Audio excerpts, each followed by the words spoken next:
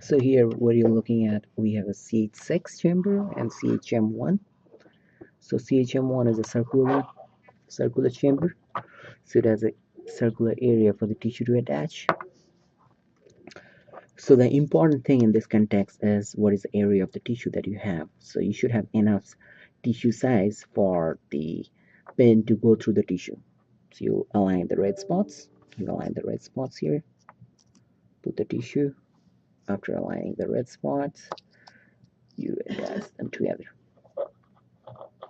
Okay. So make sure the tissue size is good enough so that all the pens can go through and hold the tissue in space.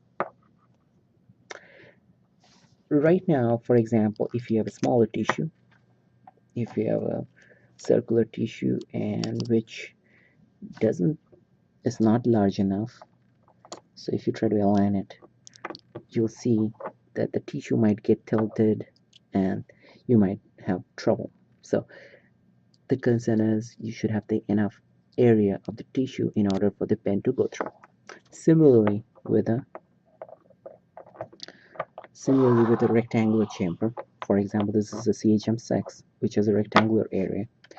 If you put as tissue similar to this piece of paper,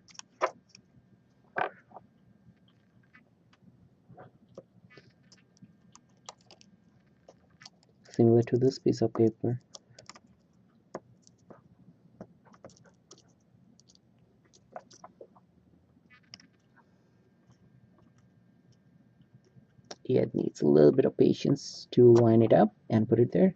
So once your pen goes through, so you see that you need to have enough of the tissue area for the pens to get through to keep the tissue stable in this position. So if you don't have this much size of tissue, if you have a smaller one, so it might be a problematic one.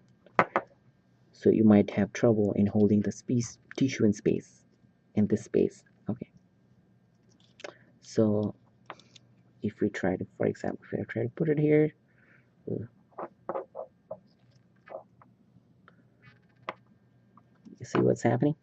So the tissue might get wrinkled, the tissue might not fit in properly, and it is going to, so you really have to align this red spots here. So once you align the red spots, then it is fine. Okay, so I put there that one. So looks pretty okay, but this is what happens. So it's kind of the tissue get tilted and all the stuff. So similarly, the tissue dimension is important aspect over here. So the tissue dimension will depend on what tissue size a user will cut out. For example, if you have a tubule structure, I'm cutting a piece of paper from a cylindrical structure.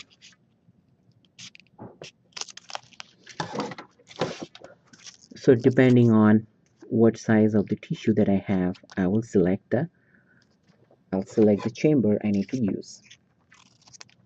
And I can always cut the tissue to fit into the chamber. But always remember that you need to have the sufficient area of the tissue for it to fit in well with a specific chamber design. Okay, so let's align it again.